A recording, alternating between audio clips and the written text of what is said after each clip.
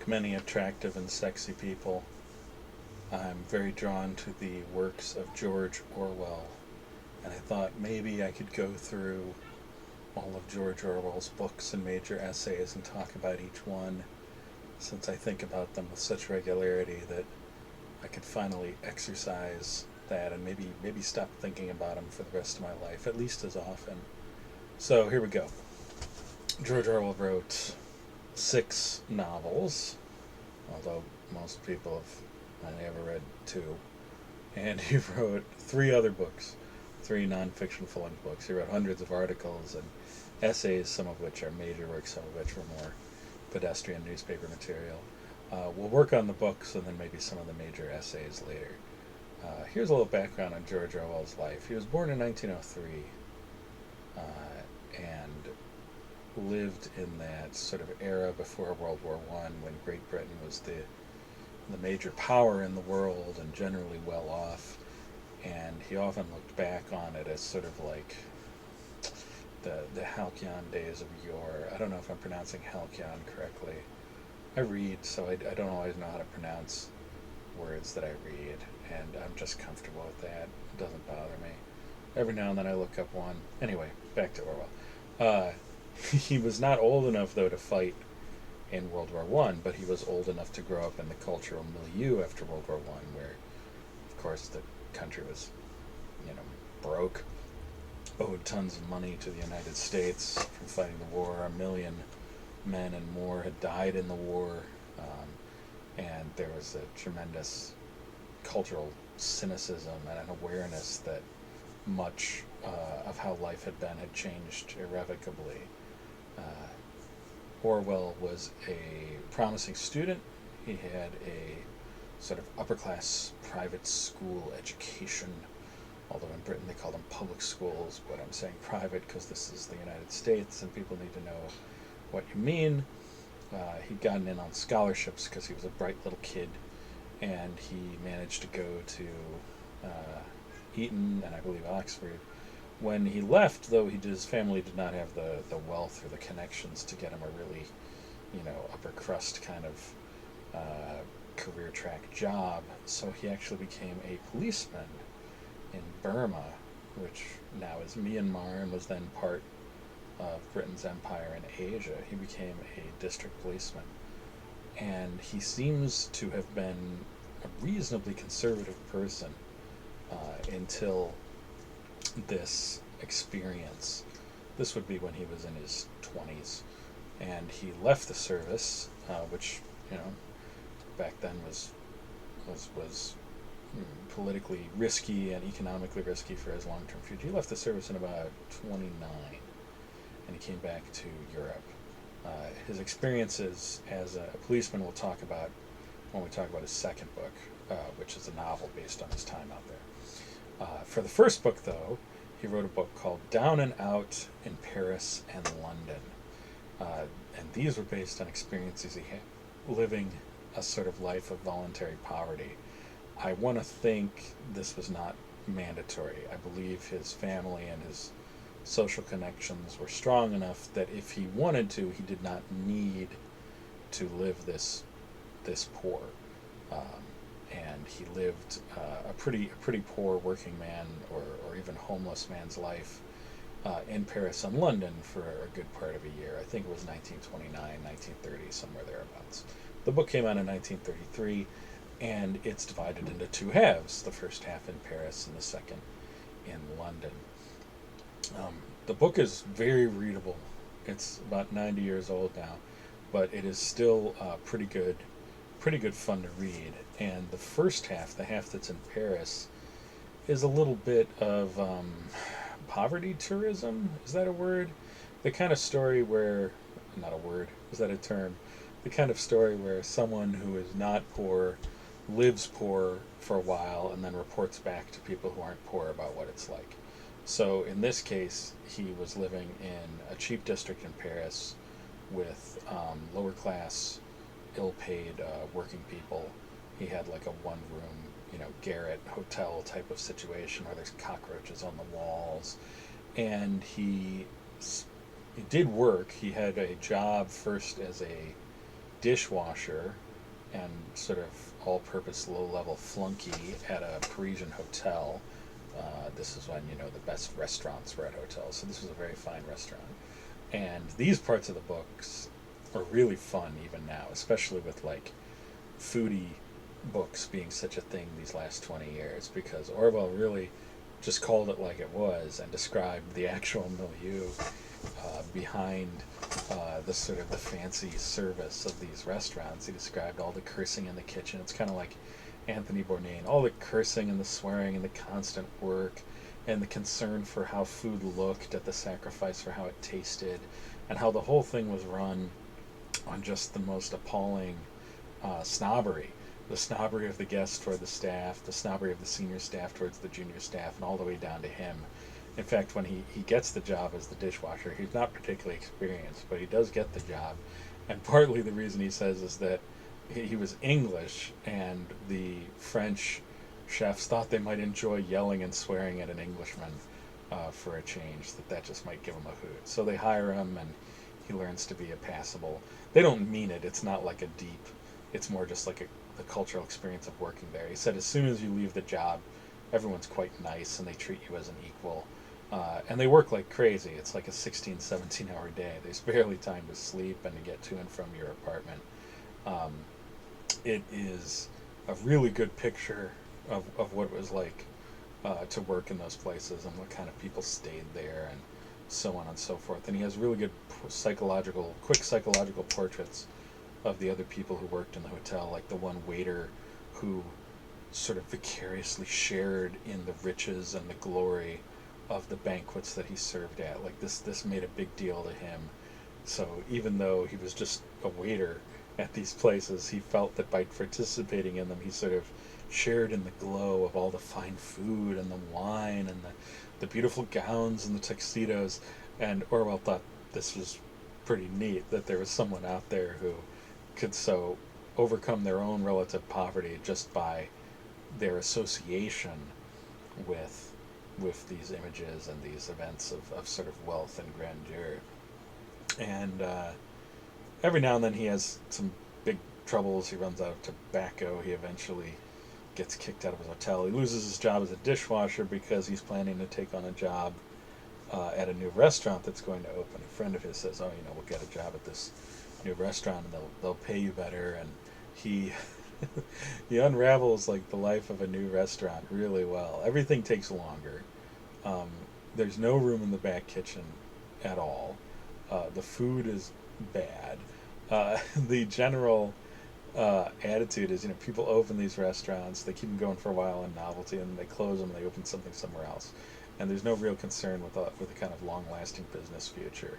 It's kind of like how I imagine the business of nightclubs is. It's the rare nightclub that actually stays in business more than a few years, and then you're on to the next one and the next batch of novelty, and so on and so on. So Orwell's writing is on good display here. He's a very clear writer. I think the word that once described him in a biography of him by a friend of his after he died in 1950 was crystal. He wrote a biography of Orwell called The Crystal Spirit, and that could generally describe his prose. It's crystal. It's not that he's always right or anything, but you're never in doubt of what he means, of how he came to a conclusion, and he had a knack of landing a sentence after a line of thought that would sort of sum up the whole argument beforehand and felt like you were listening to him talk. These are not particularly common gifts among writers of nonfiction or fiction, and if there's a deep strength to Orwell's writing, I would say it's this crystalline prose. Supposedly editors noticed that they had very little to do to edit Orwell. Everything was in good shape grammatically, and the thoughts were clear, and so you could print his stuff almost without looking at it. And that's on display here. He was about 30 by this point. He had been a writer a long time. He had written stuff in his youth. He had written stuff for his school newspapers, and he had written poetry for college yearbooks or the equivalent, and so on. So he had practiced a long time. The Paris stuff is fun. It's this kind of, this bohemian 20s kind of, bohemian might be wrong, just poor but with a kind of like, the kind of joie de vivre of poverty, where like, let's smoke a whole pack of cigarettes. What the hell? We only live once, and then you work extraordinarily hard and so on. And it's funny because he later became. This book came out in '33, and he later became friends, or at least reasonably good acquaintances, with the writer Henry Miller, whose first novel, Tropic of Cancer, was partly about this world too, of just kind of down and out expatriates living in Paris around this period. Miller thought that Orwell's political commitments were crazy and told him so. When he found out that Orwell was actually going to Spain to fight in the Civil War, he basically told him, "Why the hell are you doing that? What the frick the point?" But he did give him a jacket. Orwell wrote all about this later, but I thought it'd be fun to share at this point. He gave him a jacket, which Orwell needed because it got cold in those mountains. Um, so, you it's funny that Orwell, this deep observer of sort of political and social elements in his environment, lived in pretty much the same world as Miller, who was much more individualistic and could describe things much more cosmically. He wasn't too concerned with building a portrait of how the world was working at this time. He was looking towards more like these deeper mystical connections that he thought he was making. And yet Miller's prose also has some of that crystalline quality. It's just that what he happens to be writing about doesn't really support, the same kind of prose structure as Orwell. If you can imagine someone who's like crystalline and writing about real things, building real towers, and then Miller is more making like imaginative castles in the air, but still with that kind of crystalline quality. I guess that's what I'm talking about. Anyway, Orwell leaves and goes back to England. He has a job helping take care of a developmentally disabled child for a while. When he gets there, he finds the job has been delayed. He won't start right away, and he decides to spend some time exploring what it's like at the real depths of poverty in London and England generally. And I believe this is some of his first writing to be published before this book. He had pieces of this published in magazines, then he rewrote it for this book. So the down and out portion in London, the second half, is much more analytical, and it's much more like what we might now call participatory journalism. So he's experiencing these situations specifically in order to write about it and investigate certain questions, in a sense that you don't get the sense that he was doing that in Paris. In Paris, he was drawn to live poor, to sort of discover about him for himself, but not necessarily to. I don't think it doesn't feel like he was drawn to write about it. He was drawn to understand it. He was always drawn to understand the other side of life than the one that he grew up on. He grew up in reasonable prosperity and reasonable privilege, but not so much that he was unaware that people lived otherwise. And he was interested in it, and he sought it out.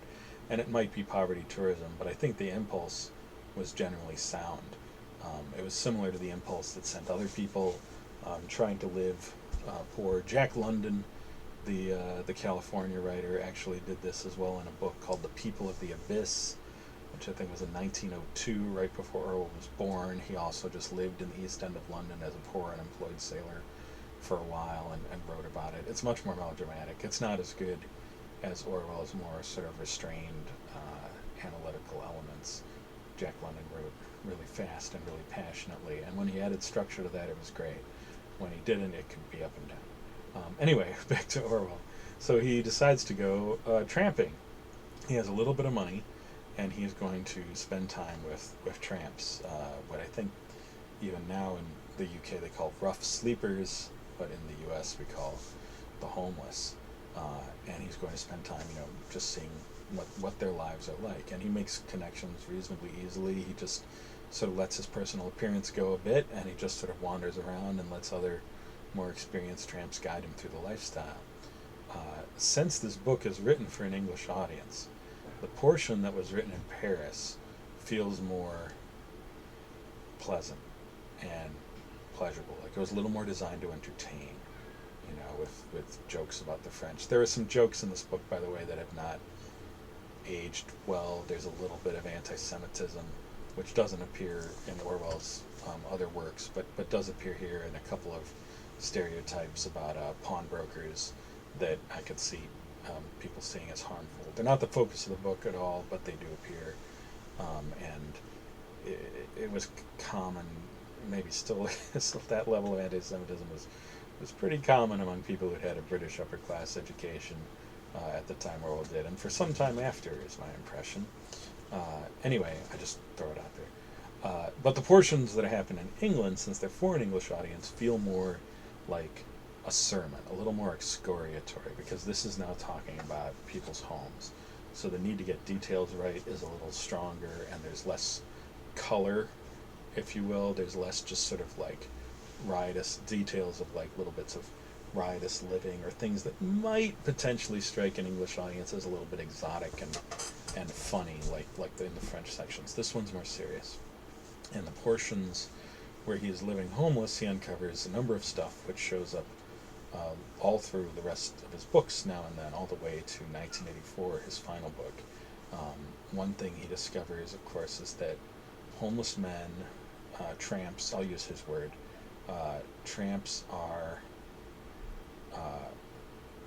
don't have a lot of energy left over for conversation, so that the conversations that happen are usually monologues of resentment. He chronicles different kinds of them, but some form of, gosh, they've got it in for me, haven't they? Man, they're trying to run me down. He discovers, too, that, tramps have very little contact with women, and that once you've stopped bathing and taking care of your linen, it doesn't take long before you're a dirty mess. Dirt and filth and bad smells appear a lot in Orwell's work. It's been suggested this might be kind of like a personal thing for him, but I think it's more just his awareness that the little things matter a lot. Comes up in a lot of his essays. The little class markers, the little distinctions, they really matter. Things like not having a freshly shaven face, like not having a starched handkerchief, like not being able to keep your clothes clean and sewn up. These count. And at one point, he talks to an old age pensioner. Britain did have like a social security system, but it was not much. And it's like a shilling a week, and a shilling is like 12 pence. So I asked the guy how he lives, because the guy doesn't have any other source of income, and the guy says, well, it's so much for this and it's so much for that. But one thing I always make a point, I always save a penny for a shave. Every week this guy gets a fresh shave, which amazes Orwell, because he had seen this as, a total luxury that could easily be dispensed with by someone who can't afford it. But as his time goes on, he discovers it is these little extra things that matter, that lift life above bare subsistence. And of course, studies of poverty everywhere have shown that people spend money on things that are not strictly necessary when they could be spending it on, a slightly better food or slightly better accommodation or what have you. But that there is a need to do that in order to tell yourself that you're more than just a bag that food goes in. That's a phrase that Orwell has in one of his other lives. Human beings are primarily a bag that food goes in. Where was I? Oh, right. Orwell and tramps. Discoveries making about tramps. Okay, so there's this concept that, or at least this term, that I think comes from Karl Marx, called the Reserve Army of the Unemployed. And this basically refers to the fact that in capitalist societies, it is not desirable for everyone to be employed. We've had a couple hundred years of this, and whatever reason you give, I think it is fair to say that it is normal under capitalist societies for there to be a considerable amount of unemployed people. And this is sought after, and employers defend this position. They do not want full employment, which is why proposals to have the government, say, guarantee full employment usually get resisted very heavily by business owners, because they use the reserve army of the unemployed to keep wages and benefits low, and to make sure that they have sufficient people to hire if they need to replace someone who they consider a threat to the viability of their business. If it was full employment, of course, then anyone wanting to make a move would be in a much stronger position. The number of people looking for jobs would be much smaller, which meant they could command greater wages, which meant it would be riskier to hire new people, which meant you'd be more inclined to bargain. And just in general, psychologically, you wouldn't be able to fire people as easily. It wouldn't be worth it. So the tramps that Orwell is dealing with, and Great Britain was very capitalist at this time. All of the post-war, more socialist stuff was still on the horizon. The benefits offered to people without work were very minimal, especially to men. And all the tramps were men that he met, by the way. It seems like, whatever reason, it was harder to stay a tramp as a woman. There was usually some way that you could catch on to some sort of enterprise that would help you survive and have keep a roof over your head. So all of the tramps that he meets, these are not exactly the reserve army of the unemployed. These are more the people who have been chewed up and spit out. It's hard to imagine any of these men getting a job. They still look for them, and occasionally you get the impression they catch on to a day of labor here or a day of labor there. But in general, you think these are the people who couldn't even get in the door. These are the leftovers. These are people who never had much of a job opportunity, or if they did, they lost it, and now they're not needed because it's better to hire someone younger. These are people with health problems, mental and physical. These are people with chronic attitude problems. And the tramping life is hard on you. You're outdoors a lot. You don't get fed well. Orwell discovered that the primary thing that you eat as a tramp at this time is cheap white bread, which isn't very good for you, and margarine, and buckets of tea, buckets of cheap, lousy, weak tea. When they stay at these homeless shelters, which they call spikes, when you stay at a spike, there's usually rules that say you can't stay at the same spike for very long, like sometimes not more than a single night, sometimes more than 3 nights. When you leave, they give you little chits, little tickets that you can take to a cafe down the corner, and it's usually for a couple slices of bread and margarine, and that might be it for the day. And tea, cheap tea, really cheap tea. Orwell loved strong tea. He says this in a later essay. So you get the impression that the cheap tea, the tea that's basically hot water, made a big impression on him as such a dip in quality of life. And that's it. And then you got to move on because they have these laws that say you can't stay at a spike for very long. You have to move on to the next spike. And he points out what this amounts to is thousands of men more or less ceaselessly wandering Britain from one spike to another, wearing out their shoes and the road, and not doing anyone in particular any good, but not staying anywhere too long to become any particular area's problem. The way that Britain handles this tramping population at this time, I was reminded of forcibly recently. Some years ago, the newspaper The Guardian, which used to be the Manchester Guardian and is one of the best newspapers left in the English-speaking world, they did a large report on homelessness in the United States and how a lot of communities were dealing with homelessness by giving people bus tickets. Rather than trying to take on the homeless person and give them a permanent place to stay, they were giving them a bus ticket for free on Greyhound, which is the U.S. National Bus Service, just to kind of get them out of town and send them somewhere else. This reminded me of that kind of ceaseless movement of unwanted people that Orwell described so well about the tramping life, this perpetual movement of people around, and the point is kind of more or less just to exhaust their energies, not to help them in any kind of lasting way. Thankfully, it's not the only initiative trying to help the homeless in the United States, but you get the impression that, especially for smaller cities or smaller communities that do not want to deal with homeless citizens, this has become their go-to, is just buying like a $50 or $100 bus ticket on the next Greyhound bus that has seats and ship them out. It's depressing in the extreme, actually. It sometimes feels in the United States like cities and towns and areas are in this perpetual chase to not have to help anybody. They want to create these sort of perfect little societies where everybody will be fine all the time on their own private resources. And the idea of living together in a community with mutual aid for those in need, and more or less permanent aid for those that need it the most, is just off the table for these areas. Anyway, Orwell exposes what were some other myths about tramping in his time.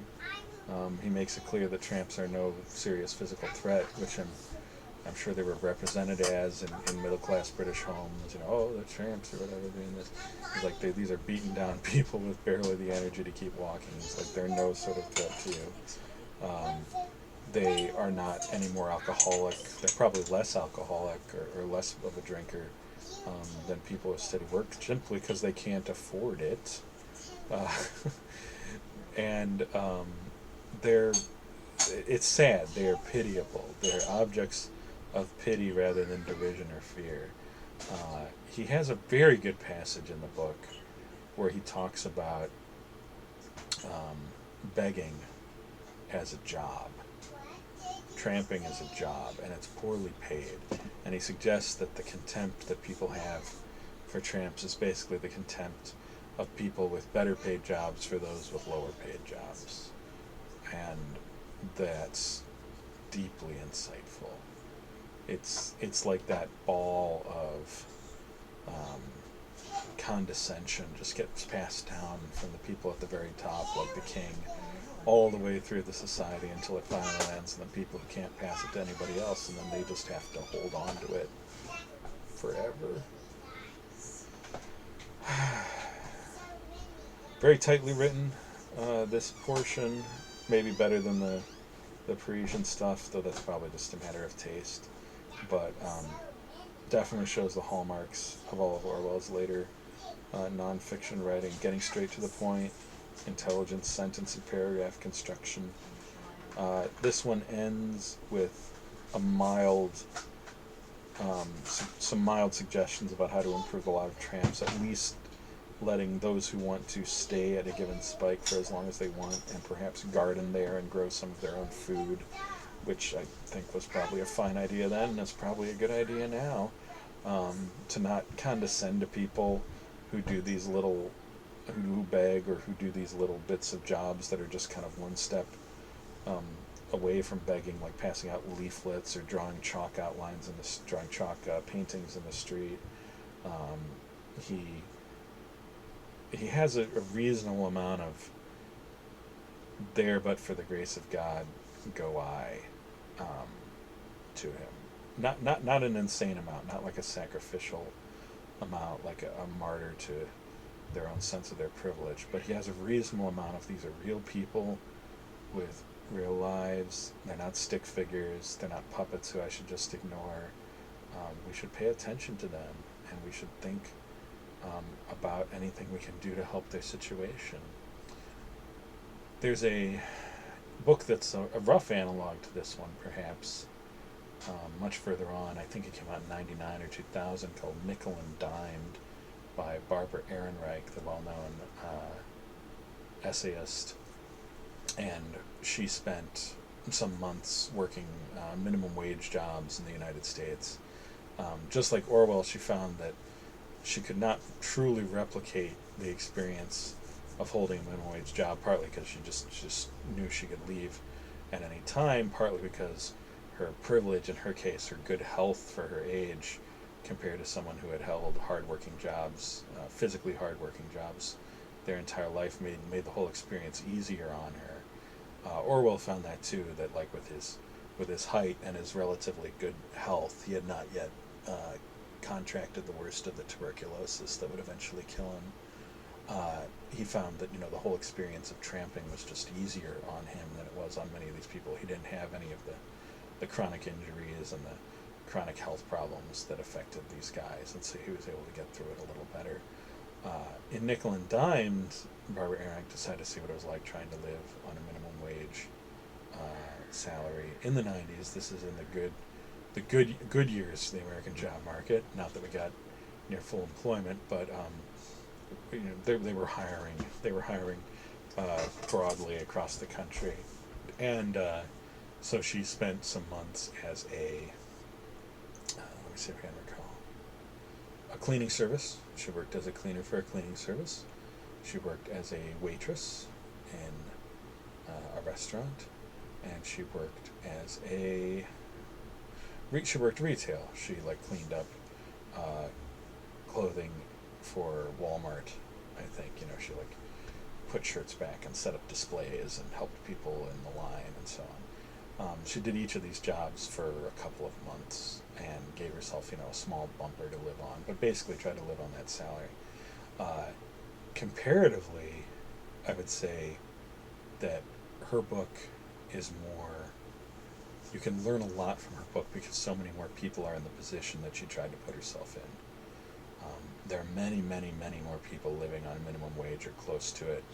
And again, even though she was in a comparatively privileged position, she was in good health and she wasn't trying to support a family on these jobs, she was still able to learn a lot about the very particular difficulties and to notice lots of details, the very good detailed logs. But Orwell's book, even though it's, obviously outdated and some of the details have changed, what's more surprising is how little has changed. There's still this reserve army of the unemployed. There's still these communities of tramps, of the people who are unlikely to ever work again, but they're still sort of left to fend for themselves, to go in and out of institutions like spikes or homeless shelters with ease. They're still harassed by police. They're still unwanted. They still find themselves taking tiny little piecework jobs that are barely worthy of the name. He showed a picture in great detail of what it was like in the year 1930 to do that, and 92 years later, it's just not that different. It makes me wonder. It makes me wonder if the price of progress for a few is stasis for most of us.